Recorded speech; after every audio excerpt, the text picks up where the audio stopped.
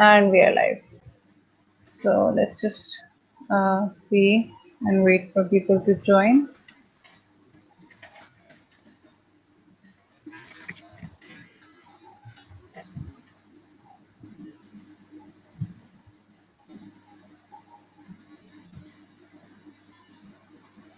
So how is your quarantine going? That's a question like. Quarantine is going as usual, as expected, because we preach change. So to preach anything, we have to practice it as well. Practice it. So until I am at peace with the quarantine, तो मैं quarantine पे लोगों को at peace लाने की कोई तजवीज़ भी नहीं दे सकता ना. So I must say that I am at peace with it. नहीं, ये बात बिल्कुल सही है. So yeah, we do have a few viewers. Assalamu alaikum. If you can please comment, mention it in the comments that you can see us and hear us clearly, so we may begin. Thank you.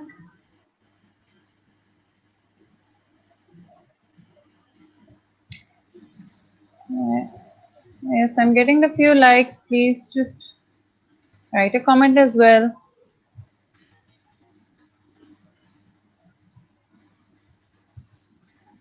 Hello, Kainat. Can you please also confirm? Actually, since you said Walaikum Assalam, so that means you can hear me. So I think I'll just begin. So, Assalamu alaikum everyone. This is Rida Zainab from Creative Kenya House, and today I have a very, very special guest with me, Mr. Yasir Masood Afaq. There are so many things about him that where do I even start? He's a critically acclaimed trainer and OD consultant, life coach, and entrepreneur. He, through his insights on applied psychology, he's contributing a lot towards our economy. He's the CEO of Mimacom, a private limited company rendering services in the widest spectrum of applied organizational psychology. And he's the founding director of House of Wellness, which is a mental health treatment and resource center in Islamabad. Mr. Afaq did his master's in organizational psychology from Qaid-e-Azam University, Islamabad, and his MS in clinical psychology, and he has a lot of distinctions. So, sir, assalamu alaikum. Thank you so much for joining us. Walaikum assalam. Walaikum assalam. It is my pleasure to be here with you. No, it's like seriously, it's an honor, and I'm really excited about the topic of today. You know, like art and science of happiness. It's something everyone is talking about, and especially in these days, like when people are stuck at home and we don't know how things are going to go. Happiness and mental well-being, it's something that's really being discussed about. So, sir, before we talk about the art or the science, I think my first question is like happiness. How do you define happiness? I'll take help from the existing literature on happiness. It's a lot which has been said, talked about, researched, preached when it comes to happiness. कुछ तीन चार overlapping adjectives हैं जिनको हमें पहले समझना चाहिए. जैसे एज ए साइकोलॉजिस्ट ना हमारे पास बहुत से लोग आते हैं, वो कहते हैं जी यार बहुत डिप्रेशन हो रहा है आज तो मुझे, चलो यार कहीं मनाल चल के खाना खाते हैं. So it means it is everything but depression. Gentlemen, you're not going through depression. This is a good news. Because when someone is depressed, he or she is just unable to even move around or to feel anything, let alone thinking about having a lunch or dinner at restaurant. बिल्कुल इसी तरह जब हम happiness की बात करते हैं तो एक तो इसे डिफरेंशिएट कीजिए कि happiness, contentment, pleasure, elation, excitement, these are different things. Until unless we use these adjectives very distinctively, हम शायद pursue किसी चीज को कर रहे हो और हमारे पास जो tools और means हो उसको pursue करने के लिए वो किसी और चीज के लिए हो, तो ये एक incongruence आ जाएगी. अच्छा, मैं इसको पहले थोड़ा सा साइंटिफिक वे में करूंगा, फिर इसको आर्टिस्टिक वे में डिफाइन करूंगा. साइंटिफिकली स्पीकिंग इसको साइकोलॉजिस्ट, पॉजिटिव साइकोलॉजी के जो प्रोपोनेंट्स हैं वो इसको सब्जेक्टिव वेल बीइंग का नाम देते हैं, या सब्जेक्टिव वेल बीइंग को एक प्रिल्यूड समझते हैं उस state of mind and emotions को जिसको इवेंचुअली आप हैप्पीनेस कह सकते हैं. अब ये सब्जेक्टिव वेलबींग क्या है? सब्जेक्टिव वेलबींग से मुराद है कि then there must be something called objective wellbeing. Objective wellbeing. हमारी हमारी हमारी परसूट क्या है? हमारी परसूट, अगर मैं ये जो हार्वर्ड में एक बहुत बड़ी लॉन्गिट्यूडिनल, वर्ल्ड्स लॉन्गेस्ट लॉन्गिट्यूडिनल एक स्टडी हुई जिसपे एक टेड टॉक भी मौजूद है, उसमें उन्होंने एक सवाल किया। 1935 में ये स्टडी कमीशन हुई और कोई 2010 में ये कंक्लूड हुई, ये कोई 75 इयर्स जारी रही। उसमें उन्होंने कहा जी कि what do you think, what is important to be healthy and happy in life, और व्हाट मेक्स यू हेल्दियर और happier in life.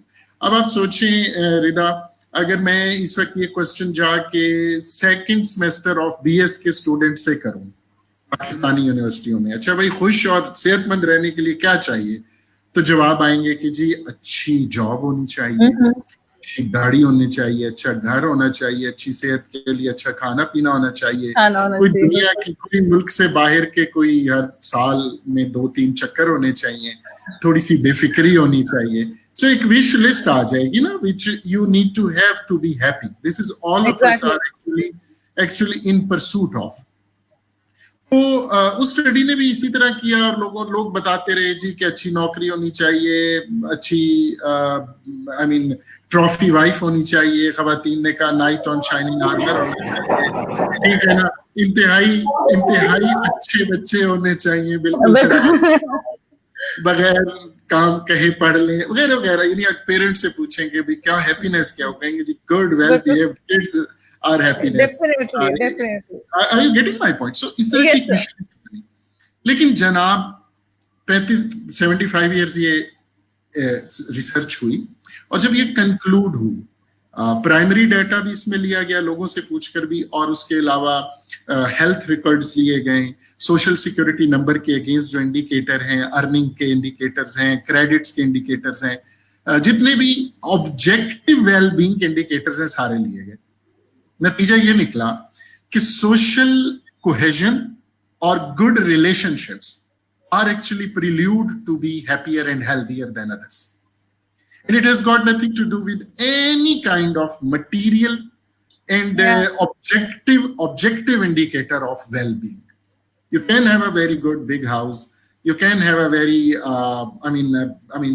enormous monumental amount of accomplishments in your life, lekin at the end of the day, if that subjective sense of well-being doesn't prevail, you are anything but happy. सो उस study ने तो कहा it is relationships, हम कुछ और चीजें भी explore कर सकते हैं। तो ये तो है जी scientific aspect, scientific explanation of happiness. Artistic, I mean आप अपना नेक्स्ट क्वेश्चन करें, फिर मैं बीच में ही कोई आर्टिस्टिक डिस्क्रिप्शन भी दे दूंगा। सर मेरा नेक्स्ट क्वेश्चन एक्चुअली ये जो भी आपने साइंटिफिक एक्सप्लेनेशन दी है ना, उसी से थोड़ा सा आ रहा है कि जैसे कि ये आपने रिसर्च की example the, researchers have sort of proven that, और अगर हम भी आमतौर पे क्या कहना चाहिए इंट्रोस्पेक्शन करें, थोड़ा सा गौर फिक्र करें, तो हमें भी रियलाइज आई थिंक होना शुरू हो जाता है कि ये जितनी भी मटेरियल चीजों के पीछे भागे, they are not like going to make us happy in simple terms. तो फिर व्हाई इज इट कि स्टिल हमारी जो परसूट है वो एक मतलब हम इसी रोड पे अभी तक हैं जिससे हमें प्रूवन है, पता है कि हम उस तरह से हैप्पी नहीं होंगे। अच्छा रिदा, एक बड़ी इंपॉर्टेंट चीज समझ लीजिए, और मैं यहाँ बिल्कुल कोई माजरत खाना लहजा और रवैया भी नहीं अपनाता जब मुझसे ये सवाल किया जाता है, क्योंकि गुज़िश्ता 5-7 बरस के क्लिनिकल प्रैक्टिस के नतीजे में और बहुत ज़्यादा इंटरेक्शन जो बोर्ड रूम्स में और बहुत ही happy environment of trainings and coaching में मुझे मिलता है, लेकिन जिसमें टी ब्रेक्स और लंच ब्रेक्स में when I get bombarded with personal questions so to speak, इसने मुझे बहुत मेरे सामने जिंदगी की कुछ हकीकतें रिवील की हैं जिनसे मैंने अपने कुछ फंडामेंटल प्रोपोजिशंस ड्रॉ की हैं about personal wellbeing and happiness, और वो बाज़ औक़ात काउंटर इंट्यूटिव और थोड़ी सी सोशल नॉर्म्स जो हैं उनके अगेंस्ट साउंड करेंगी, लेकिन मैंने अर्ज कर दी कि मैं आई am not apologetic when I say that.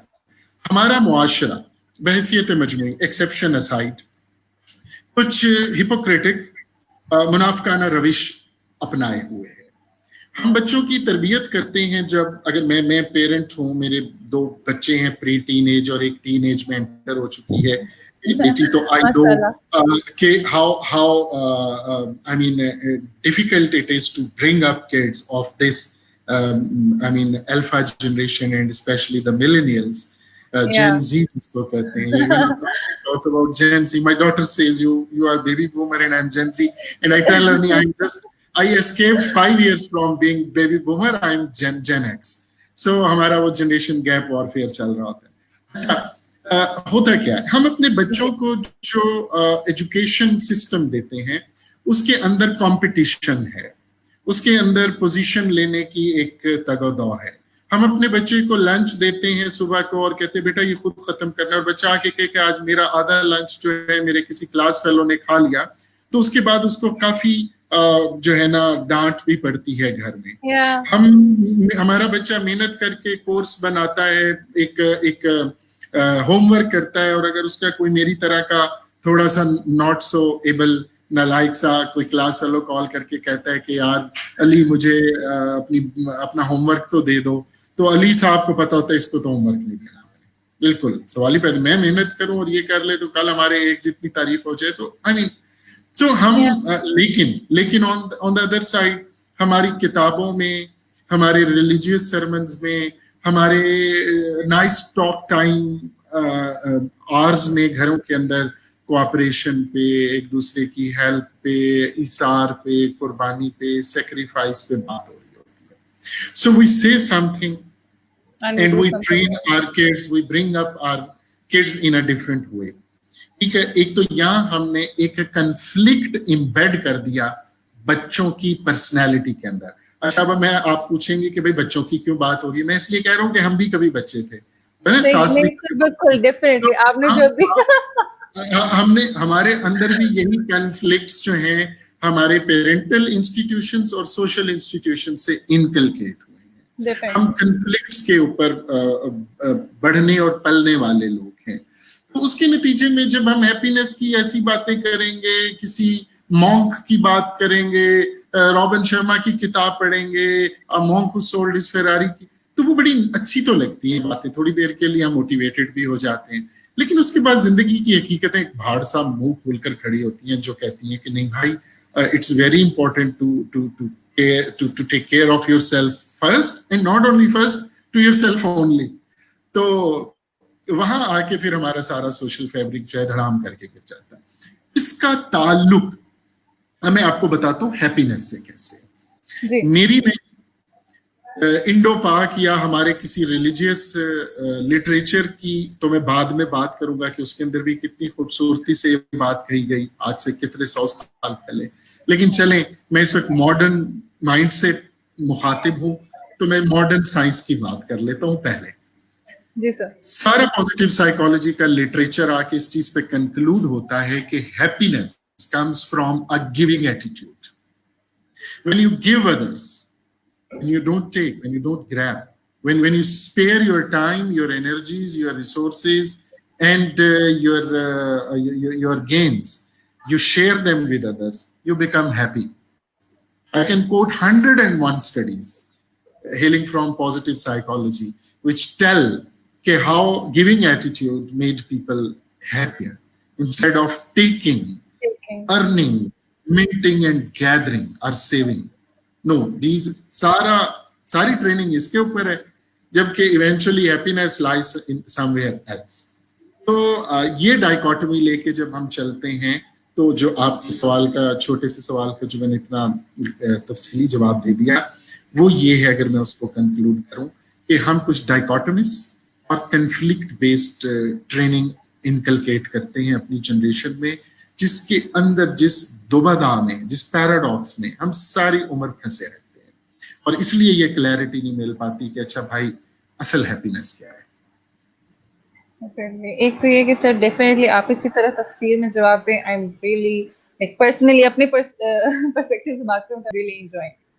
सो एक तो मैं ये भी पूछना चाहूंगी कि आपने, क्योंकि हमारी सोसाइटी की बात की और कितनी हमारी हिपोक्रिटिकल अप्रोच है, which I actually do agree with. हमारे यहाँ ये भी कहा जाता है कि क्योंकि we are like a collectivist society, और बाहर कहा जाता है कि वो उनकी इंडिविजुअलिस्टिक उनकी अप्रोच है। तो कहते हैं कि नहीं, हम ज्यादा खुश हैं, ठीक है, उन लोगों की नस्बत, और वो लोग ज्यादा मटीरियलिस्टिक है, वो लोग ज्यादा रेस में कहना चाहिए इन्वॉल्व हुए हुए हैं, ठीक है। और वही जैसे आपने इनिशियली डिप्रेशन की बात कर रहे थे, उनके लोग ज्यादा डिप्रेस्ड हैं, इस टाइप की काफी बातें सुनने को मिलती हैं। तो इस बारे में आप क्या जी, कहेंगे? तो कुछ फिक्री मुगालते हैं हमारी, इसको हम क्या कहते हैं, नॉलेज बेस्ड या इंफॉर्मेशन बेस्ड फैलेसीज। इंफॉर्मेशन आती है ना, हम उसे प्रोसेस कैसे करते हैं। उसमें जैसे मैं आपको एक छोटी सी मिसाल देता हूँ जो करंट सिचुएशन से रेलेवेंट है, फिर हम आगे चलेंगे। कि आज से 2 महीने पहले कह रहे थे बस जी गर्मियां आने दे, फिर देखें कोरोना वायरस कैसे खत्म हो जाएगा ना। और हम ज्यादा इम्यून हैं बजाय इटालियंस और स्पेनिश से, देखें वो कितना ज्यादा शिकार हो रहे हैं। और अब देखिए कि हम we have invited trouble just because of these fallacies. अच्छा, अब आप आए कि जी बाहर गोरा ज्यादा डिप्रेस्ड है। देखें, पहली बात यह है जनाब कि गोरा ज्यादा डिप्रेस्ड है, गोरे में 10% लोग डिप्रेशन का शिकार हैं। पता कैसे चला? वहां रिसर्च हुई है। आपके यहाँ रिसर्च कहाँ हुई? मुझे एक नेशनल लेवल की स्टडी कोट करके आप बता दीजिए, एक जिसमें मेंटल हेल्थ के ऊपर कोई इस्टेब्लिशमेंट सर्वे हुआ हो पाकिस्तान में। मुझे कोई सेंट्रलाइज्ड मीन्स बताएं जिसके अंदर मैं सिर्फ ये, चले मेंटल हेल्थ को छोड़ दें, पाकिस्तान में क्या मुझे ये बता सकते हैं कि कितने लोग डायबिटीज में मुब्तला हैं? अच्छा, बाहर कैसे पता चलता है? क्योंकि बाहर एक सोशल सिक्योरिटी नंबर है, बाहर उनका health system integrated health system है। मैं जाके कोई किसी अमेरिका में या यूरोप की किसी डेवलप्ड वर्ल्ड किसी टाउन में जाके भी रिपोर्ट कर दूं जीपी के पास, तो मेरी वो रिकॉर्ड चला जाएगा कि सेंट्रल डेटाबेस में कि जनाब 15 जून की शाम 6 बजे यासिर साहब ने एक जीपी को दिखाया था और ये इन सिम्टम्स के साथ दिखाया था। उनके पास सेंट्रल डेटाबेस है, तो वो आगे बताते हैं कि जनाब हमारे इतने लोग डिप्रेस्ड हैं, इतने एंग्जाइटी में हैं, इतनी सुसाइड डेथ होगी। पाकिस्तान में मैं एक और आपको एक अलमनाक, एक बहुत ही खौफनाक एक चीज बताऊं। मेरी एक असेसमेंट है कि पाकिस्तान में जो सुसाइड रेट है वो रिपोर्ट होने वाले सुसाइड रेट से कई गुना ज्यादा है। उसकी वजह रिपोर्ट्स नहीं होता, स्टिग्मा अटैच्ड है सुसाइड से। यहां तक कि जी सुसाइड करने वाले की जनाब नमाज जनाजा नहीं मौलवी साहब पढ़ाएंगे, तो घर वाले जो है they brush it under the carpet, make it के जी हार्ट अटैक हो गया, ये हो गया, वो हो गया। थोड़ा पुलिस से मिल के उन्होंने उसको सुसाइड का केस ही नहीं रहने दिया। अब आपके पास डेटा कहां से आएगा? एक तो ये मैं इस चीज को नहीं मानता कि इंडिविजुअलिस्टिक सोसाइटी के नतीजे में मैं इस चीज को जरूर उसका पॉजिटिव कोरिलेशन आइसोलेशन से, तन्हाई से और सोशल सपोर्ट के ना होने से तो हो सकता है। लेकिन अब आप आए अपने मुआशरे की तरफ, जिसकी मैं बिल्कुल, मुझे डोंट टेक मी रॉन्ग, मैं कलेक्टिविस्टिक सोसाइटी की खुद पैदावार हूँ एक्सक्यूज मी, और मैं इसको बहुत हेल करता हूँ, मैं इसको पसंद करता हूँ। मुझे मोहब्बत करने वाले, चाहने वाले लोगों का इकट्ठ अपने इर्द गिर्द पसंद है। लेकिन यही लोग जब आपकी और मेरी जाती जिंदगी में इस हद तक इंट्रूड करते हैं कि जो मुझे एक पर्सनल स्पेस चाहिए, मुझे चाहिए कि मेरे कुछ राज, मेरी जिंदगी में होने वाले कुछ वाकयात सिर्फ मेरे तक महदूद रहें या मेरे चंद जानने वाले तक महदूद रहें, वो टॉक ऑफ द टाउन बन जाते हैं। और उसके बाद हर खाला, किसी की भी खाला वो मेरी खाला बन जाएंगी, और वहां जाके मामला फिर बिगड़ना शुरू हो जाता है। हमारे यहाँ जो माजूर चाहता हूँ, जो शादी का इंस्टीट्यूशन है उसके अंदर भी हमारे पास बहुत से मैरिटल एडजस्टमेंट के केसेस आते हैं। अब उस मैरिटल एडजस्टमेंट में या मैरिटल प्रॉब्लम जब आ रहे होते हैं तो उसके अंदर जो फैमिली की इंट्रूजन होती नेक नियति से है लेकिन गलत होती है। मैं आपका बहुत खैर खा हूं, आपके गले में थोड़ी सी प्रॉब्लम है, मैं आपको आके कहूं ये सना मक्की बहुत अच्छी चीज है, मैंने 3-4 हकीमों से सुना है रिदा दिन में 3 मरतबा ले लें आप, मोहब्बत में मैं ये आपको तजवीज दे दूं। और उसके बाद पता चलेगा आपने वो लेनी शुरू की और कोई लटरम पटरम कोई और काम हो गया। तो मोहब्बत अब इस कदर भी ना चाहो कि दम निकल जाए, अजीज इतना ही रखो कि जी संभल जाए, एक बड़ा खूबसूरत शेर था। हमारी सोसाइटी कलेक्टिविज्म का ये अलमिया है गोरे की सोसाइटी के इंडिविजुअलिस्टिक जो उसकी डिस्पोजिशन है उसके भी अपने पैरल्स हैं, उसके भी अपने फ्लॉज हैं। तो मैं ये नहीं कहूंगा कि पूरा उनका culture is so non conducive culture for mental health, और हमारा collectivistic culture is very conducive for mental health. वहां डिप्रेशन ज्यादा है, उसकी एक वजह सीजनल डिप्रेशन भी होता है, सीजनल अफेक्टिव डिसऑर्डर, सैड आपके में होगा।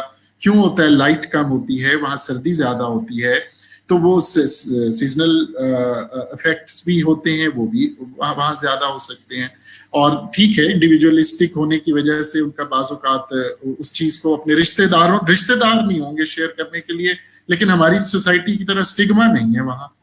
बिल्कुल, वहां लोग मोर ओपन हैं कि अगर डिप्रेशन फील हो रहा है, सैड हैं, मेलनकॉलिक हैं, प्रिवेल कर रहा है, तो उन्हें कोई शर्मिंदगी महसूस नहीं होगी उतनी।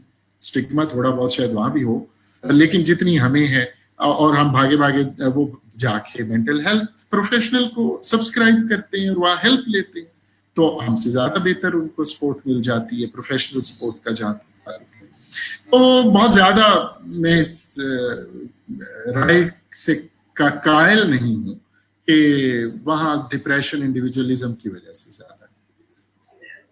सर, कलेक्टिविज्म और इंडिविजुअलिज्म की तो हमने बात कर ली, और वी नो कि officially we are a collectivist society, लेकिन आर वी रियली, मतलब अगर हम प्रैक्टिकल टर्म्स में देखें, ऑब्वियसली एक बैलेंस तो होना चाहिए ना, जैसे आप बात कर रहे थे कि ख्याल रखना होता है, लेकिन फिर भी एक पर्सनल लाइफ का एक बैलेंस चाहिए होता है। तो have you seen a perfect collectivist society जिसमें ये बैलेंस भी प्रॉपर प्रोपोर्शनल हो? अच्छा रीता, एक और बबल में बस्ट करना चाहूंगा यहाँ, दैट इज परफेक्शनिज्म। ठीक है, वो बर्ट्रैंड रसेल ने भी एक परफेक्शनिज्म के एंटीथेसिस पे एक बड़ा खूबसूरत ऐसे लिखा था, मुझे उसका नाम अभी भूल रहा है। और मैंने एक बहुत अर्सा पहले एक आर्टिकल लिखा था, उसमें था perils of perfection. There is nothing like perfectionism, there is nothing perfect in this life, right? Life hereafter में हम एक्सपेक्ट कर रहे हैं कि there will be something perfect, and that's why this is the disparity कि हमारा जो religious belief है वो बताता है कि life here after will be perfect, but this world is not perfect. This is a struggle. This is an exam we are in. Religious terms में भी ले लें और बहुत नॉन रिलीजियस जो है वो नॉलेज पैराडाइम्स भी यही बताते हैं। सो एक तो इस चीज से निकल जाइए कि कुछ परफेक्शन है जिसको हमने परसू करना है। हम एट मैक्स बैलेंस की बात करेंगे, तो हमारे रिलीजियस टीचिंग्स भी हैं और मॉडर्न डे साइंस भी यही बताती है कि you have to strike a balance. मुझे पर्सनल स्पेस चाहिए, मुझे आधा घंटा ऐसा चाहिए जिसमें मैं इमर्स करूं, मैं सेल्फ टॉक करूं, मैं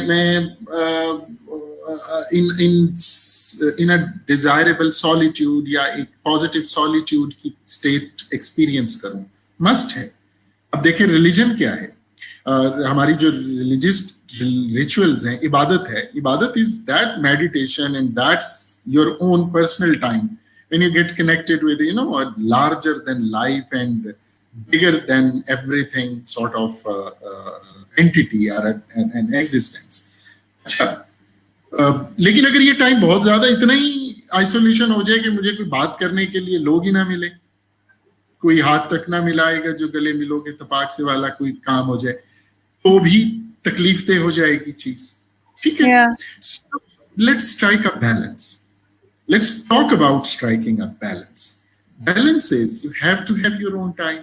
You have to spend time with your family. You have to spend time with your kids. Mustansar Tarar ने एक दफा कहा था कि भाई अगर आप बहुत डिप्रेस्ड हैं तो किसी आइसक्रीम पार्लर में चले जाएं और बच्चों को आइसक्रीम खाता हुआ देखें। वो बहुत बड़ा anti depressant, antidote of depression है। बिल्कुल इसी तरह हम बिहेवियरल थेरेपी के दौरान, बिहेवियरल एक्टिवेशन में हमारे पास जो कुछ यंग या इवन अगर थोड़ी सी एजिंग फीमेल्स या मेल्स आते हैं और उनको मैंने खुद अपने कुछ पेशेंट्स को कहा हुआ है कि जाएं किंडरगार्टन में, प्ले ग्रुप में जाके पढ़ाएं, वॉलंटियर करें, दो घंटे जरा किंडरगार्टन की क्लास में जाएं, बच्चों के साथ जरा टाइम तो गुजारें। You will see all together a different perspective of life. how purposelessness can be so meaningful and so joyful. So अगर आपकी जिंदगी में purpose नहीं है तो it can be bliss. I mean, what are you talking about? Go watch a kid. How happy a kid is without any good reason. Without any purpose, yeah. Without any purpose. So what is this tall talk about being purposeful and meaning in life and larger than? No, it's all right. Make your own very small world, live in it. It will be a very big place for you to help you feel happy. Instead of wandering around in a big, daunting universe with a lot of people around us, comparing ourselves with them, while not knowing that all of us are living in different time zones. We are different, unique individuals. लेकिन हम emulate कर रहे हैं कि यार मैं पीछे रह गया, वो आगे निकल गया, उसकी वहाँ नौकरी हो गई, मेरी यहाँ रह गई. So फिर तो बहुत कुछ है पछतावे के लिए और regretful होने के लिए. So what is the अच्छा दिलचस्प बात, ये equation of balance भी बहुत individually endowed है. रिदा की equation of balance, आपने केमिस्ट्री तो हम सब ने रोते धोते पढ़ ली होगी ना. सर बहुत बुरी तरह पढ़ी थी, वो बिल्कुल सेम है. सो उसमें बैलेंस इक्वेशन बैलेंस करनी होती थी. ठीक है, अब वो इक्वेशन बैलेंस वो तो ऑब्जेक्टिवली करनी होती थी ना, कि दोनों तरफ हमने कुछ डिजिट्स ऐड करने होते थे तो वो बैलेंस होती थी. इसमें इक्वेशंस डिफरेंट है. इसमें बैलेंस को इक्वेट करना और इंडिविजुअली डिफरेंटली इक्वेट करना है. बैलेंस तो चाहिए, लेकिन आपका बैलेंस कुछ और है. आपको 4 घंटे चाहिए अपने साथ गुजारने के लिए in solitude. You are a bit introvert, which is just fine. दुनिया के बेहतरीन लीडर्स भी इंट्रोवर्ट रहे. George Welch was an introvert, जो दुनिया का बेहतरीन सीईओ कहलाता है. सो हमने बना दी जो इंट्रोवर्ट होना जो कोई that is a lesser degree of being there on the introvert extrovert. No, not at all. You need 4 hours with yourself. I need just half an hour with myself. Then I'm done. Right? You can play with your kids while, playing some indoor games. I will play with my kids while being a horse for them. Right? It's a different kind of father I am. It's a different kind of father you are. So, but the thing is that you are spending quality time with your kids, with your family, right? With your friends. So strike a balance. Try to strike a balance, and that's all. Definitely. Before my next question, I'm just going to take a comment, which sounds like an interesting question.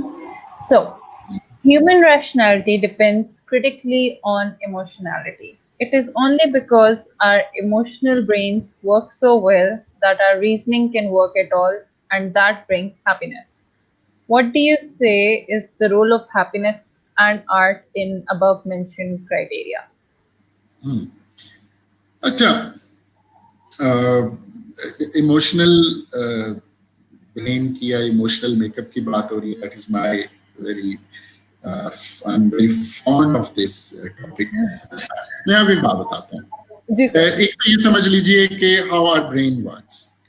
Emotions और reason एक तो शायराना तखय्युल है ना, कि लाजिम है दिल के साथ रहे पासबान अक्ल, लेकिन कभी कभी इतना भी छोड़ते. हमने ना रीजंस और इमोशंस को ना कोई एक तरह से इसको बहुत ज्यादा बाइफर्केट, अननेसेसरीली डिसइंटीग्रेट किया है.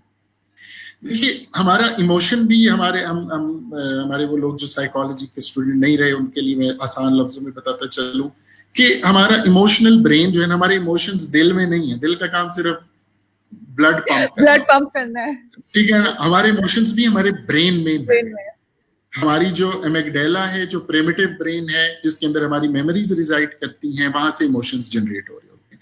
और जो थिंकिंग ब्रेन है वो एक झिल्ली है 1 सेंटीमीटर की, जिसने हमारे इस एमिगडाला को, अगर मैं ये हाथ की मुट्ठी बनाऊं और इसको इस हथेली से कवर कर लूं, तो this is our emotional brain, which is 75-80% of the mass we have as a grey matter in our school.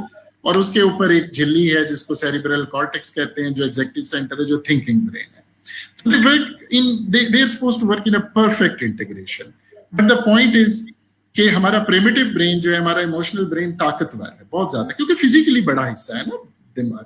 इसलिए जब हम गुस्से में होते हैं या हम जब बहुत इमोशनली चार्ज्ड अप स्टेट में होते हैं, जिसका एक और टर्म हम यूज करते हैं इमोशनल हाईजैकिंग में होते हैं, तो उसमें जो है हमारा जो थिंकिंग ब्रेन है वो थोड़ा सा काम करना बंद कर देता है। बहुत गुस्से में और बहुत खुशी की भी कैफियत के अंदर हम बाज़ औक़ात सही फैसले नहीं कर पाते। मैं बहुत इलेटेड हूँ, बहुत एक्साइटेड हूँ, 150 पे अपनी जब मैं वो चला रहा हूँ, गाड़ी दौड़ा रहा हूँ अगर मोटरवे के ऊपर, तो उस वक्त मेरा थिंकिंग एग्जीक्यूटिव ब्रेन जो है ना, वो बेचारा बहुत वीक हो चुका होता है, राइट। वो मुझे समझा नहीं पा रहा होता उस वक्त कि भाई ये बहुत ज्यादा स्पीड है, you are risking your life and the lives of people sitting next to you. So अब जो सॉरी मिस ज़ैनब जो हैं हुदा गालिबन, उनका जो क्वेश्चन है बड़ा दिलचस्प है। Pure emotional state of your self is not happiness. ये जरा ज़हन में रखिएगा। आपकी बात ये बिल्कुल ठीक है कि इमोशनल ब्रेन प्रीडोमिनेंट है और हम समझते हैं कि happiness is just an emotional state of affairs, right? No, I wouldn't agree with that, right? एक सेल्फ इमेज मेरा अपने मुतल्लिक क्या सेल्फ इमेज है, मेरा सेल्फ एस्टीम का लेवल क्या है, मैं खुद को अपनी सोसाइटी में, अपने दोस्तों में पोजीशन कैसे करता हूँ, राइट? मेरा अपने मुतल्लिक इमेज एज अ साइकोलॉजिस्ट और as a father and as a husband क्या है। ये चीजें प्योर रैशनल डिसीजन मेकिंग का नतीजा है, ठीक है? इसमें कोई इमोशनली चार्ज स्टेट नहीं आ रही। मैं बहुत पुरसकून बैठा हूँगा और जितना ऑब्जेक्टिव स्टेट ऑफ माइंड में हूँगा उतना अच्छा डिसीजन कर सकूंगा कि मैं कितना अच्छा इंसान हूँ मजमूई तौर पे। मेरी अपने मुतल्लिक ये राय एक बहुत बड़ा कॉन्स्टिट्यूएंट है मेरी हैप्पीनेस का। So it means that it is a very rational analysis of myself and my connection with the world outside me, which will eventually become the chief ingredient of my state of being contented, happy, and objectively well. जो objective well-being का concept है। अब emotions कहाँ से आते हैं? ये state मुझे उस प्लेटफॉर्म पे लेके आएगी जहां जिंदगी की छोटी छोटी मामूली बातों पर भी मैं खुश होने पर ज्यादा तैयार होऊंगा एज कंपेयर टू उन लोगों के जिनका सेल्फ इमेज लो होगा। मेरी बात समझ रहे? मैंने अपनी हैप्पीनेस की बिल्डिंग की जो डीपीसी करनी है ना, जो बुनियाद बनानी है, वो रैशनल बेसिस पे बनानी है। तब जब मुझे कोई तारीफ मिलेगी कि यासिर साहब बड़ी अच्छी ट्रेनिंग है, तो मैं उसको ओन करूंगा, मैं कहूंगा जी थैंक यू वेरी मच, ठीक है?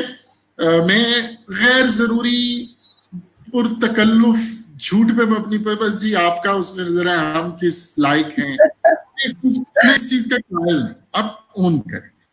ये ओनरशिप आपको इनेबल करेगी कि कल कला कोई ट्रेनिंग आपने कराई, मैंने कराई, या मेरा कोई सेशन हुआ और क्लाइंट ने जाते जाते कहा यासिर साहब आज तो सुलझने की बजाय मुझे लगता है मेरा मसला और उलझ गया है, तो भी मैं उसको ओन करूंगा कि today I could not deliver it that well, I could not conduct that session as good as I mean appropriately as it should be. So emotions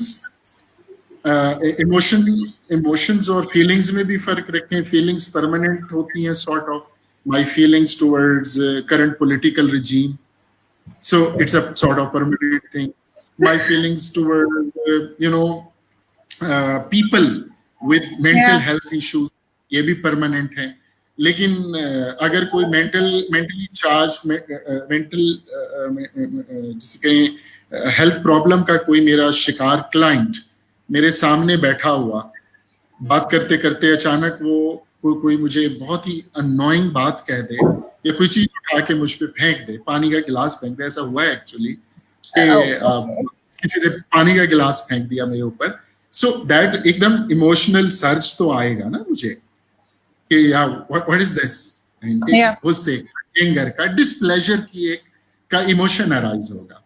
but at the same very time my self control mechanism my वो जो कि again emotional safety valve है, वो फौरन activate होगा and I will try to control my emotions. I am supposed to control my emotional reaction way better than any non-professional.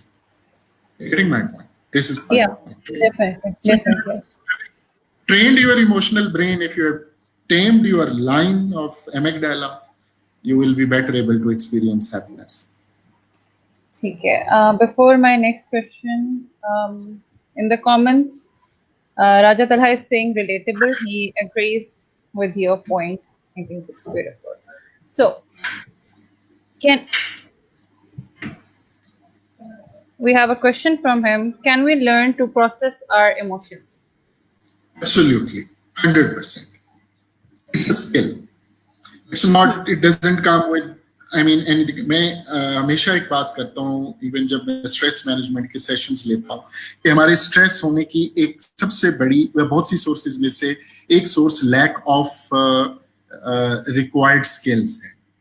अक्सर हमारा stress for instance arise हो रहा होता है कि हम अपने टाइम पर अपने टास्क अकम्प्लिश नहीं कर पाते, हम अपनी बात दूसरे तक प्रॉपरली कम्युनिकेट नहीं कर पाते, और जब दूसरा उसको मिस प्रोसेस करके उस पर रिएक्ट कर बैठता है तो हमें समझ नहीं आती, यार मैं तो ये कहना ही नहीं चाहता था, मेरा तो मतलब ही ये नहीं था. कभी आपको झगड़े, कितने झगड़े हुए हैं जिसमें आपको याद होगा कि भाई I didn't mean that. I did not mean If that. you didn't mean that, then how did this meaning get conveyed at first place? Because either the recipient implied it incorrectly or you said it in a wrong way.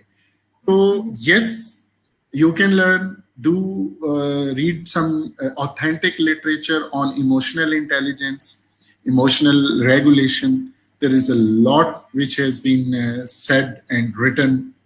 There are a lot of TED Talks. So develop this skill to process your emotions. Regulate, process से ज़्यादा important जो term emotions के लिए हम कहते हैं, regulate your emotions. और मैं बहुत सख्त खिलाफ हूँ एक expression के, वो है control your emotions. No, you should not control your emotions. You should regulate them well. So it's a skill like time management and communication skills, and you can learn them. Sir, आपने relevant literature की बात की. There's a book on emotional intelligence. There's a book I've heard about, Daniel Goleman's book on emotional intelligence. Does that count as relevant literature?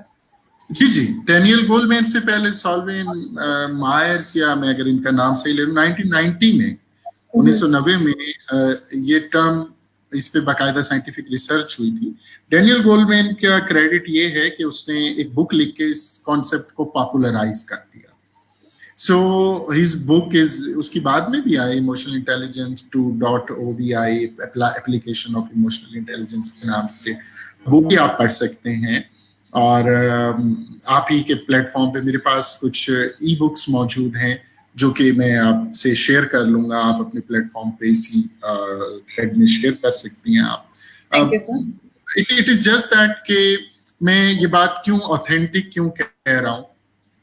एक breed है हमारे मुल्क में भी है और दुनिया भर में, उसको कहते हैं मोटिवेशनल स्पीकर्स.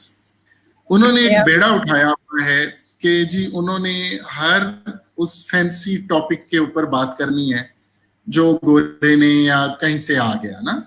तो आई am not so fond of that cult of motivational speakers जो अपने गिफ्ट ऑफ गैप के नतीजे में और अच्छी गुफ्तगू के फन के नतीजे में बाज़ औक़ात बहुत अच्छे अंदाज में गलत बात कह रहे होते हैं. नहीं, मैं खुद सुन चुका हूँ कि इमोशनल इंटेलिजेंस के ऊपर या डिप्रेशन के ऊपर, मायूसी से बचने के जो तरीके हमारे मोटिवेशनल स्पीकर्स बता रहे होते हैं, उसमें रिलीजियो मैजिकल एलिमेंट्स का इम्तजाज करके वो एक समा तो बांध देते हैं, लेकिन वो चीज़ बिल्कुल इफेक्टिव नहीं है, बल्कि मिसलीडिंग है. मैं उसको क्वैकरी समझता हूँ. सो जब मैं ऑथेंटिक की बात करता हूँ तो आप यकीनन हमारा रिलीजियस लिटरेचर भी उसके अंदर मौजूद होगा, लेकिन गो फॉर ऑथेंटिक सोर्सेज जिसमें थोड़ा सा एम्पिरिकल बेसिस हैं, कुछ एविडेंसेस अवेलेबल हैं और प्रैक्टिशनर्स से आ रही हैं. सिर्फ मोटिवेशनल स्पीकर से ना आ रही हूँ, प्रैक्टिशनर्स ने अपने 20 साल 25 साल के तजर्बे को कंक्लूड किया हो, वो पढ़ें तो ज्यादा बेहतर है.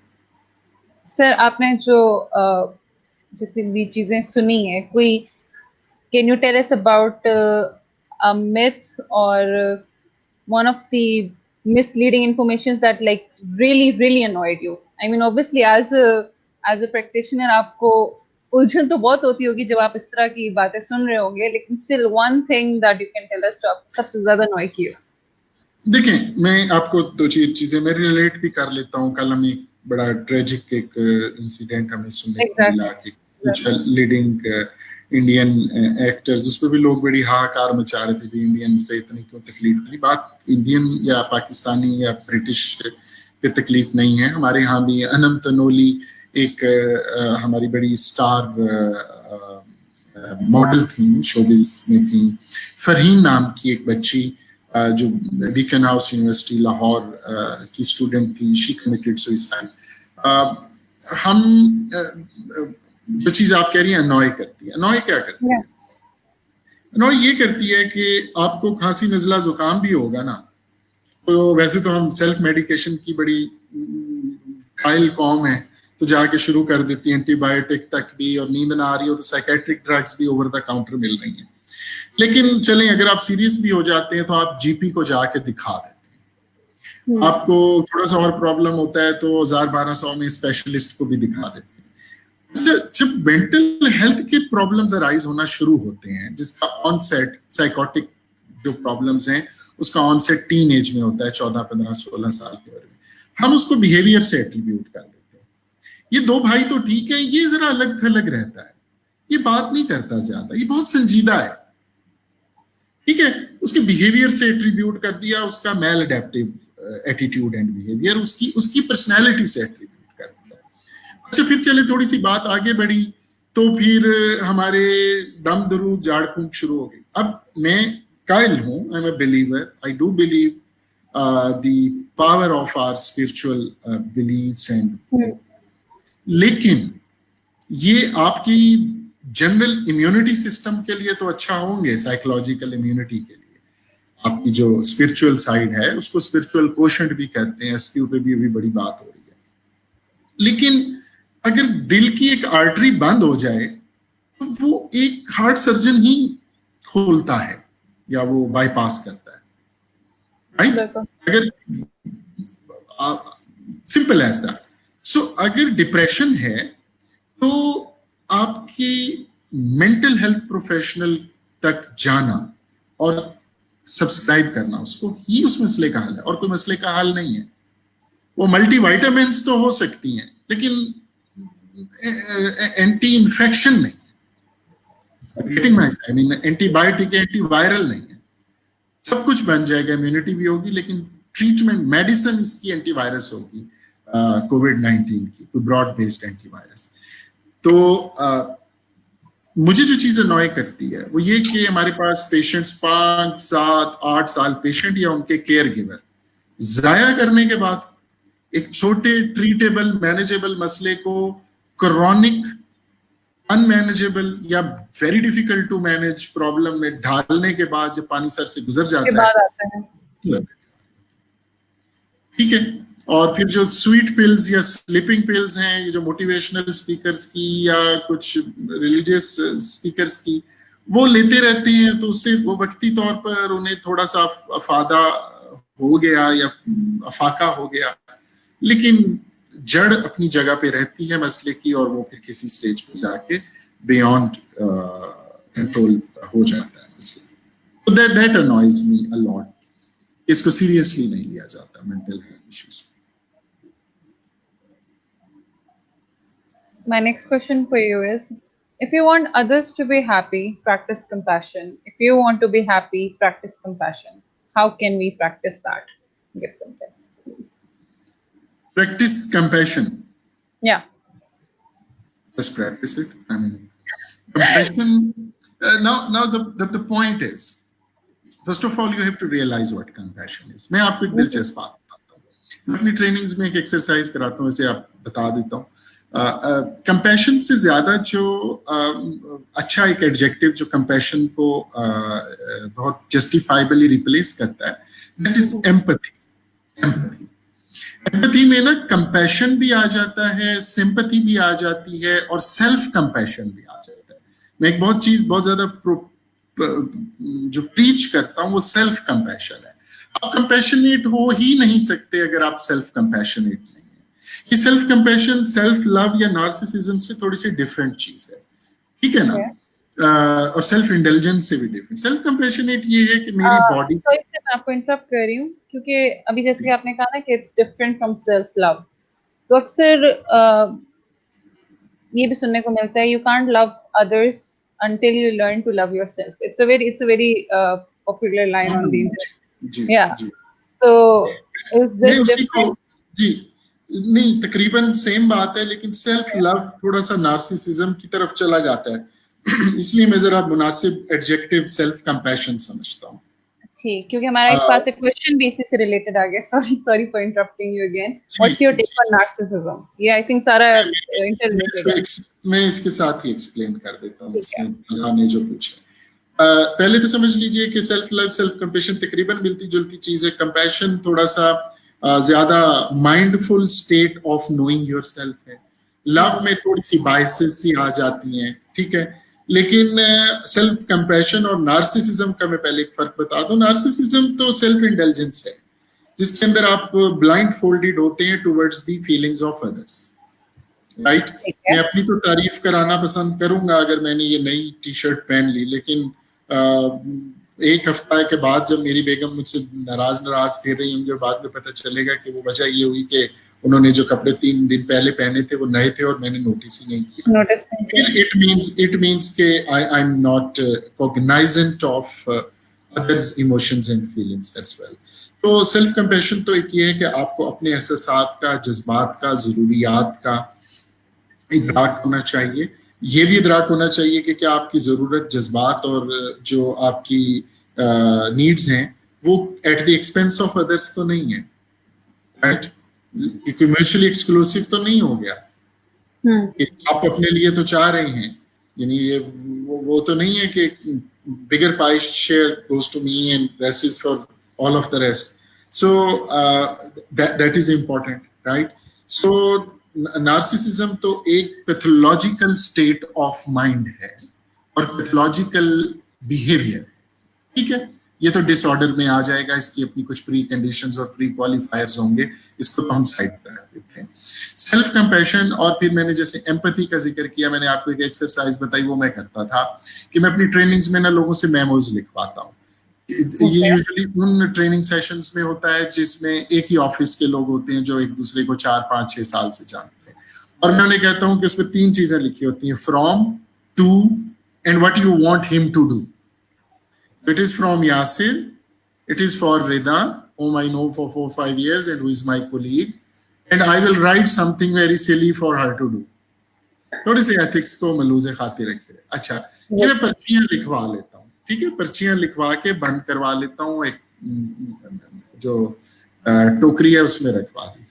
उसके बाद मैं पहली पर्ची उठाता हूँ, खोलता हूँ और मैं पूछता हूँ, ये होगा फ्रॉम यासिर टू रिदा, और उसमें मैं कहूंगा जोर जोर से रो के दिखाएं, ठीक है ना। मैंने रिदा को लिखा होगा और मैं वेट कर रहा हूँ, अभी देखो रिदा के कैसे जहमत बवा लगता है। और फिर मैं कहूंगा ये कि यासिर साहब आए, यासिर ने लिखा रिदा को, यासिर साहब आए और वो करें जो उन्होंने रिदा को करने को कहा, ठीक है, राइट। सो एकदम state of mind he change हो जाती है बंदे की। उसने वो लिखते हुए सोचा ही नहीं होता कि मुझे करना पड़ेगा, ये मुझे करना पड़ेगा, तो कभी भी ऐसी कोई चीज नहीं होगी जी अच्छा सा लतीफा सुना है रिदा को कहे। लोगों ने बड़ी बेस्टी चीजें लिखी हुई होती हैं। सो उसके बाद जब वो खुद करते हैं अपनी लिखी हुई चीजें, तो फिर मैं उन्हें कहता हूँ कि आज के बाद आपको एम्पैथी जरूर, एम्पैथी का कॉन्सेप्ट जरूर आ जाएगा। So you have to be empathetic, you need to know how people go through their pains. While you go through your pain, you need to take notes of that, mental notes. Everybody goes through pain, everybody goes through stress, everybody is going through certain circumstantial factors which are triggering challenges for the mental health. So that is all about compassion and empathy. Empathy. Definitely. Sir, ये जो आपने क्या कहते हैं exercise बताई है ना, seriously, it's amazing. And मैंने भी like when you were telling it, I didn't think कि ये अभी इस तरह से जी चेंज आएगा। मैं बड़े गौर से सुन रही थी। So Vinta Iqbal is asking, informative session please, अगर इजी हो तो इन पॉइंट्स के लिए कुछ डिस्क्राइब कर सकें. नंबर 1, इमोशनली स्ट्रॉन्ग कैसे बन सकते हैं. Number 2, how to control over thinking. Number 3, not expecting too much from others. Number 4, forgetting past bad habits, experiences, like letting it go from the mind. And number 5, माफ करना, भूलना easy बना दें अपने लिए. Yeah, 5 और points. इन सवालों के जवाब के लिए पीछे जो मेरी कुछ किताबें मैंने ऐसी जो फॉर यू रखी नहीं, मैं निकालता हूँ और ये पढ़ना शुरू कर देते हैं और अगले 2.5 दिन जो है ना हम इस सवालों के जवाब देंगे.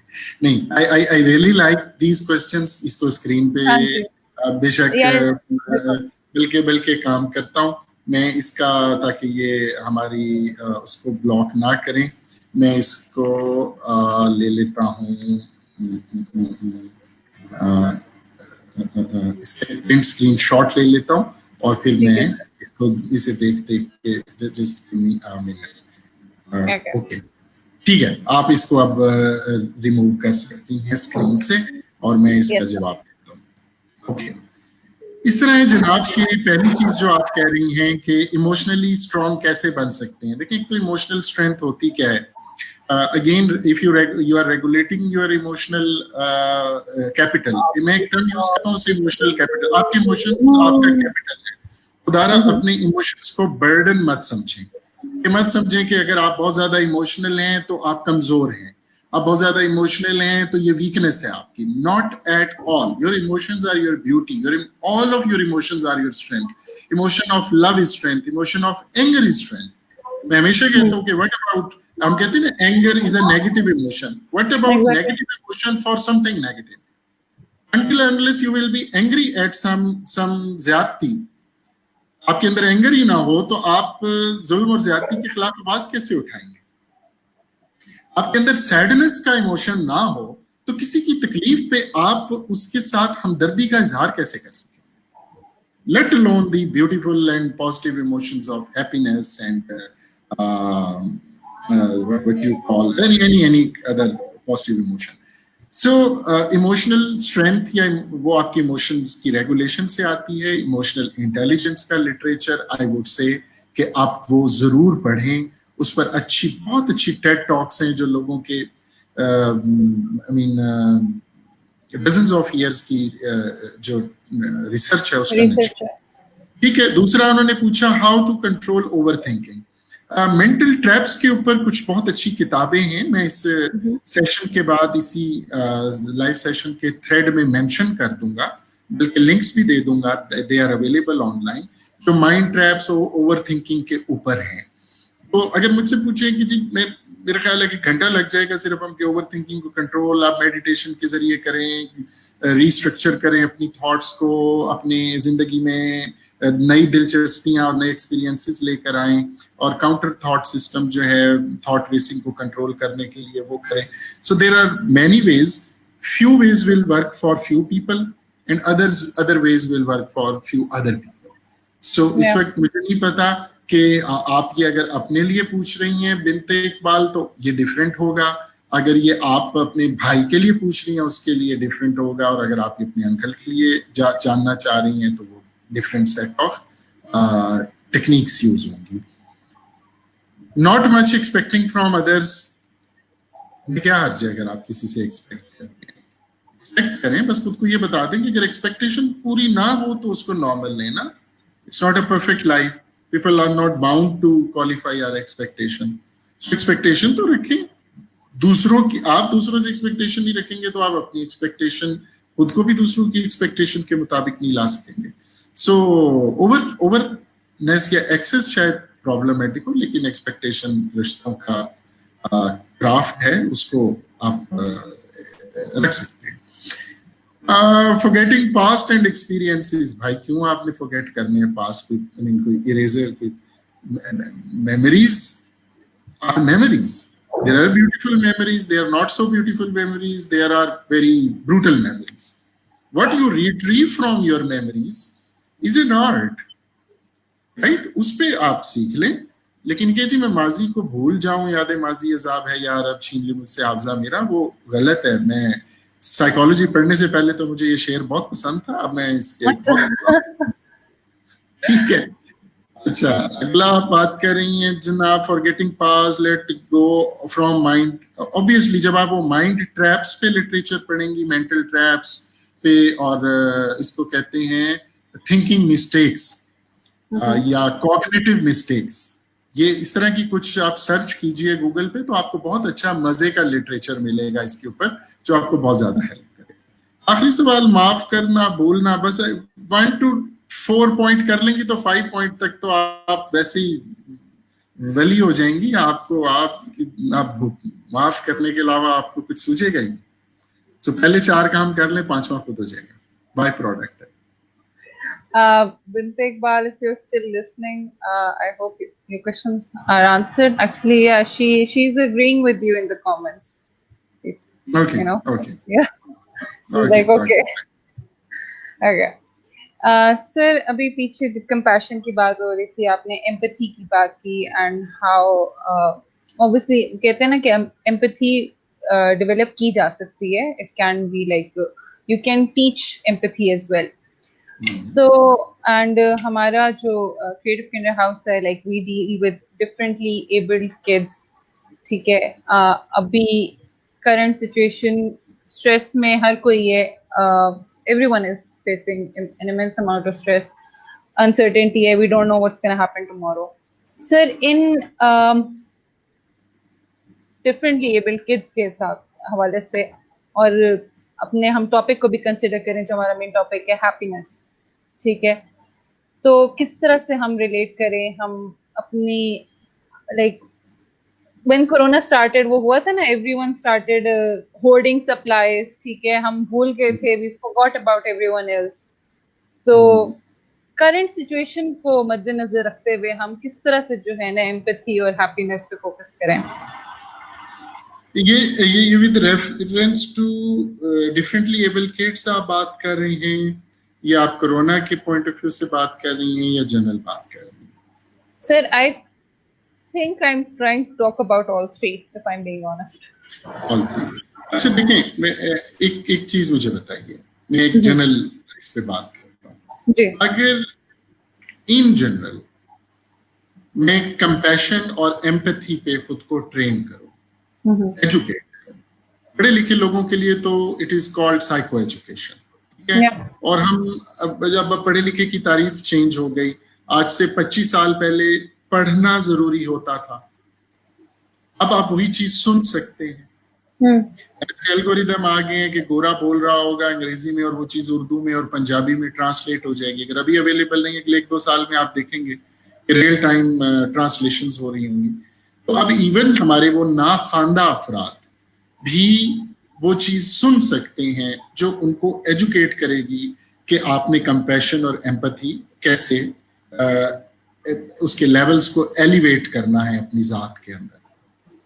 जो अहम बात है वो ये समझ लीजिए कि ये किसी एक स्पेसिफिक ग्रुप, गिरोह, वॉक ऑफ लाइफ या डोमेन ऑफ लाइफ के लिए एम्पैथी नहीं क्रिएट होगी। An empathetic person is an empathetic person in general. He will be empathetic towards elderly, he will be empathetic towards kids, he will be empathetic towards have-nots, and he will be empathetic towards differently abled people. Right? So, अगर हम driving सीखते हैं और किसी छोटी गाड़ी पे सीखते हैं, गियर वाली गाड़ी पे, उसके बाद हर गियर वाली गाड़ी चलाई जा सकती है। सिर्फ थोड़ा सा आपको पोजीशंस का ख्याल रखना पड़ेगा कि मेरी गाड़ी जो थी वो छोटी डायमेंशन थी, उसका ट्रंक नहीं था और उसका जो सामने बोनेट था वो इतना था, अब इतना है। और रश के एरियाज में मैंने ऐसे मैनोवर करना है, और मैं मोटरवे पे जाऊंगा या हाईवेज पे जाऊंगा तो मैंने ऐसे करना है। Empathy will be there with you like this very skill. So empathetic person, जब कोरोना की बात होगी तो और जब होल्डिंग की कोई सिनेरियो आएगा तो वो एम्पैथेटिक होगा कि मैंने सब कुछ जमा करके अपने घर में नहीं लेकर आना। राइट? मैं काश्तकार हूँ, मैं एम्पैथेटिक हूँ, तो मैं 2 महीने के लिए गंदम अपने गोडाउन्स के अंदर जखीरा नहीं करूंगा कि उसकी एक शॉर्टेज पैदा हो और वो महंगा बिके। So this is important. Empathy के लिए जो बहुत जरूरी चीज है वो ये, यहाँ सेल्फ कंपैशन का एलिमेंट आएगा कि आपने आपने अपने लिए, अपने करीबी लोगों के लिए, मैं एक मिसाल देता हूँ, उससे आपको समझ में आ जाएगी। In healthcare profession, we are believed to work very selflessly, right? And while being selfless, I should not ignore people who are very close to me and around me. So I have to take care of myself, my immediate family, my parents, my siblings, as well as people out there who are in need of my help. So this sense of proportion and judgment should prevail to help you have that self-compassion intact for longer run. वरना क्या होता है, आपको बहुत से storm in a teacup वाले लोग life में कुछ, can you recall people, they will come to you, Rida हम बहुत मोटिवेटेड हैं, आपके केज के साथ हम वॉलंटियर काम करना चाहते हैं, मैं ये करना चाहती हूँ, मैं वो करना चाहती हूँ, वो 2 हफ्ते के लिए आएंगे, उसके बाद गायब हो जाएंगे। Because they will not be able to appreciate that how demanding this task is, right? So this realization is very important. आपको अपना पता होना चाहिए कि आपके अंदर सेक्रीफाइस का, देने का बुनियादी मादा कितना है और इसको आप कितना एनहेंस कर सकते हैं। ये सिर्फ सेल्फ रियलाइजेशन से ही मुमकिन है, और सेल्फ रियलाइजेशन सेल्फ एजुकेशन से मुमकिन है। There is no other way कि आसिफ साहब कोई साइको सर्जरी करें और एक मैजिक वॉन्ड घुमाएं और एकदम आप सेल्फ कंपैशनेट हो जाएं। सर, आपने जो ड्राइविंग का मेटाफोर यूज किया था, forgive me if I misunderstood, जिसके आप गेयर्स की बात कर रहे थे ना, तो अक्सर अगर इसी मेटाफोर को लेके हम चलें, वो कहते हैं ना कि मे बी जो लोग ऑटोमेटिक गाड़ियां चला रहे हैं, ठीक है, उनके लिए गियर वाली गाड़ी पे शिफ्ट होना मुश्किल होता है, राइट? और कभी कभी तो वो कहते भी हैं कि हम चला भी नहीं सकते। तो ये किस तरह से उस सिचुएशन में फिट होता है? ये मेरे जहन में जब मैं ये बात भी कर रहा था, मैंने ऑटोमेटिक इसलिए कह दिया कि अब जरा ज्यादा गाड़ियां ऑटोमेटिक आ गई, यानी गियर से ऑटोमेटिक पे अगर किसी ने गाड़ी चलाई ही ना हो कभी, उसके लिए गाड़ी चलाना इज डिफिकल्ट। अगर आप मैनुअल गाड़ी चलाते हैं या गियर वाली गाड़ी चलाते हैं तो 80% या चलिए 70% जो मैनोवरिंग है व्हीकल ड्राइविंग की, that remains the same. So it becomes easy when you shift to automatic car. जिसने ऑटोमेटिक से सीखी हुई हो, 80% maneuvering of the car is same. It is just an additional skill which you will learn. Again, it is a skill. मैं चला ही नहीं सकता, ये सेल्फ इम्पोज्ड मेंटल बैरियर है, मैं ये नहीं मानता। अगर जिसने कभी जिंदगी में गाड़ी नहीं चलाई और वो गाड़ी चला सकता हो, तो जिसने गाड़ी चलाई हो वो एक डिफरेंट टाइप की गाड़ी ना चला सकता हो, ये मैं कैसे मानूं? लॉजिक की बिल्कुल बेसिक्स को भी क्वालिफाई नहीं करती। ये आपकी चॉइस है जिसको आप ओवर रैशनलाइज कर रहे हैं, ओवर जस्टिफाई कर रहे हैं कि नहीं भाई मैं तो ऑटोमेटिक के अलावा नहीं चला सकता। नहीं, आपको जरूरत पड़े आपकी ऑटोमेटिक कोई लेके आपके घर में मैनुअल खड़ी कर दे और कहे चलाना तो ये चलाए वरना पैदल जाएं, तीसरे दिन आप आराम से वो सीख साख के हल्की फुल्की वो करके आप चला रहे हैं इंशाल्लाह। So it is mental barrier. हाँ, लाइक जब नीड आएगी तो फिर you are gonna remove that barrier definitely. We are going to take one more question from the comments. Shed some light on public and personal emotions and how does one fuel the other? ये public और personal emotion से क्या मुराद है? अगर तो public emotion से, ये public का इमोशन है या वो इमोशन है जो हम पब्लिकली डिस्प्ले करते हैं? चलिए जब तक कोई जवाब वो या फ्रॉम माय अंडरस्टैंडिंग इज कि जो हम पब्लिक को डिस्प्ले कर रहे होते हैं, जो हम कर रहे होते हैं। या he might confirm in the comments further, but yeah, let's take this view. ये देखिए, इमोशन से पहले हट जाएं, आप रीजन पे आए।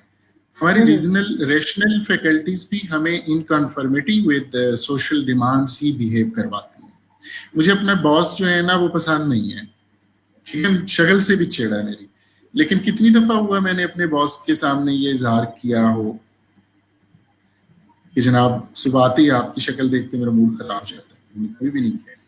अच्छा, बॉस की कोई ऐसी बात जो बहुत अनोइंग भी हो, हम आराम से सुन के, बहुत गुस्सा भी आए, गल्प डाउन कर जाते हैं रिएक्ट किए बगैर।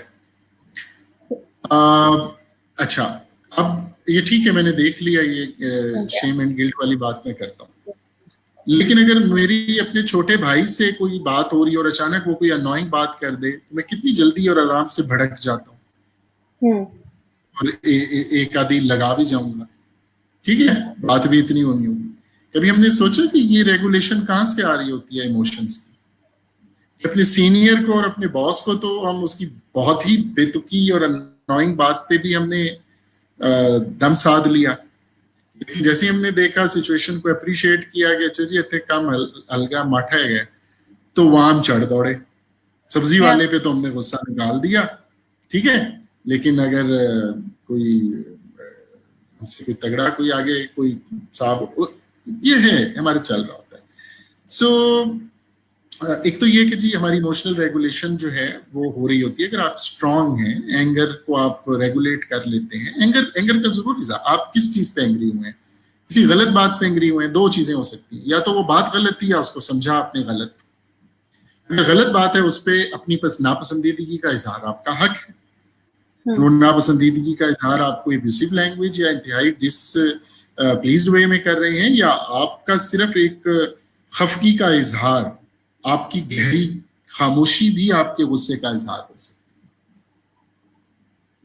है। मेरे वालिद साहब अगर मुझसे नाराज होते थे तो शायद चीखते चिल्लाते नहीं थे, बस बात नहीं करते थे और हमारी रूह फना हो जाती थी कि यार ये भी तो उनके गुस्से का इजहार है। सो एक तो ये कि जी आपका इजहार जो है ये अगेन जब आप ये स्किल लर्न करेंगे इमोशनल इंटेलिजेंस का, आपको आ जाएगा कि कहाँ कौन सी बात कैसे करनी है। ये शेम और गिल्ट वाली बात है। शेम और गिल्ट अगर आपको अपने किसी किए की वजह से हो रहा है तो ये कंफ्लिक्ट कॉज कर रहा है। Shame being shown public and guilt being felt personal. हम थोड़े से एडजेक्टिव्स में उलझ रहे हैं। देखिए शेम, गिल्ट, डिसप्लेजर, ये सारी चीजें जो हैं तला, ये जो है हमारे इमोशंस हैं, ठीक है, इमोशनल। ये मुसलसल देखिए मुझे गिल्ट हो जाएगा ना, मैं तेज चला रहा था और अचानक मैंने गाड़ी को कट मारा और वो गाड़ी बहुत बुरी तरह साइड पे हो गई, मुझे बाद में अफसोस होता रहा। तो ये तो बहुत शेम और गिल्ट होना भी बड़ा जरूरी चीज है। खुदा ना खास्ता अगर हमने शेम और गिल्ट होने की बिल्कुल कोई सलाहियत ही खत्म हो जाए तो और मुश्किल हो जाएगा, हम अपने बिहेवियर्स को करेक्ट कैसे करेंगे। लेकिन अगर वो गिल्ट ठहर जाए, बार बार हमारे लिए तकलीफ का बायस बनता है और हम उसको रिजॉल्व, डाइजेस्ट और कैटलॉग ना कर पाए तो फिर वो कंफ्लिक्ट बन जाएगा। फिर वो जिसे हम कहते हैं ना पैथोजेंस, फिर वो पैथोजन क्रिएट करेगा हमारे अंदर, फिर हम मैल भी एडेप्टिव बिहेवियर अपनाएंगे। वो वजह वो मरहला है जहां आपको हेल्प चाहिए होगी, कोई professional, go to a professional and seek help for that. ठीक है sir, before we like wrap this up, हमने काफी साइंटिफिक वे में हमने हैप्पीनेस की बात की है through different perspectives. Art and happiness, इस बारे में अगर आप कुछ कहें। आर्ट देखें, मैं एक जुमले में समेट देता हूँ। सबसे ज्यादा डिफिकल्ट सर्जरीज में एक सर्जरी होती है इसको हम बहुत ही आम हो गई है, इसको आप बाईपास सर्जरी कहते हैं। बाईपास ऑपरेशन के अंदर 1-1.5 मिनट का टाइम ऐसा होता है जिसमें कार्डियक सर्जन ने एक वेन जो यूजुअली आपकी लेग से निकली हुई होती है उसको उसकी पैबंदकारी करनी होती है चेस्ट के अंदर, जिसको बाईपास कहते हैं, ठीक है ना। Bypassing is what? Bypassing is bypassing the blocked artery by installing a new artery. Now I have so many doctors who are surgeons. Surgery is a very scientific thing. But one of my cardiac surgeon friend told me that it is a very artistic thing. Any doctor who does it with an extra degree of diligence, passion, immersion, and willfulness does it beautifully.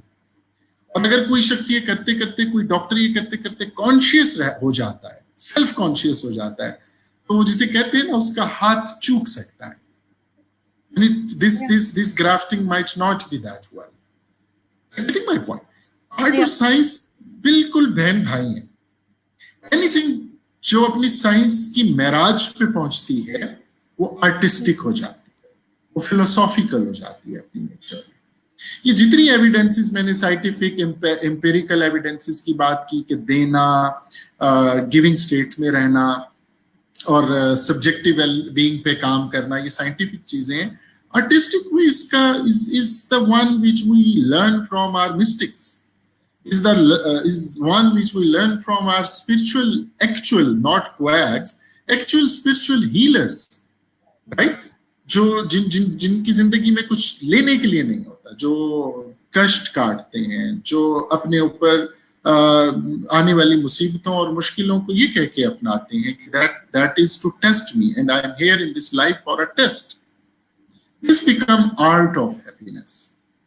So आप अगर scientific journey से शुरू करेंगे तो eventually when you will believe in the dividends of scientific and religious teachings about the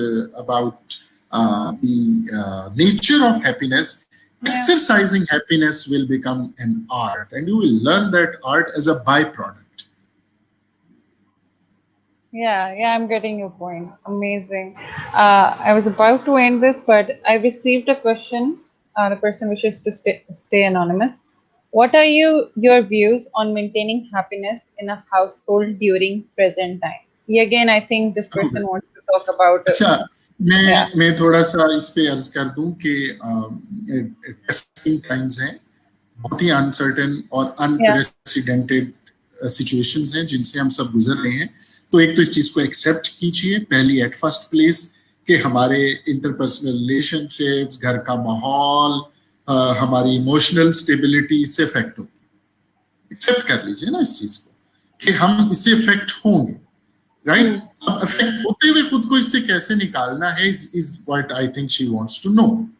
अच्छा, इसमें I would like कि थोड़ा सा मैं एक हेड्स अप देता जाऊं कि अगर आप हाउस ऑफ वेलनेस के हमारे यूट्यूब चैनल पे जाएं तो लेटली हमने 3-4 वीडियोस एंजाइटी मैनेज करने के लिए, स्लीप मैनेज करने के लिए, अपनी साइकोलॉजिकल इम्यूनिटी को इंटैक्ट रखने के लिए, जो हमारे अंदर एक थोड़ी सी एक बेसब्री, एक वहशत आ रही है ना घरों में महसूर होने की वजह से, ये स्टेट ऑफ माइंड कंट्रोल हो जाए या स्टेट ऑफ माइंड मैनेज हो जाए तो फिर हमें वो शक्लें जो हम वैसे हार्डली 4-5 घंटे के लिए देखते थे और अब 18 घंटे के लिए देखनी पड़ती है, तो वो जो तंग कर रही है तो आप उसको मैनेज कर लेंगे ना, सिंपल एज दैट.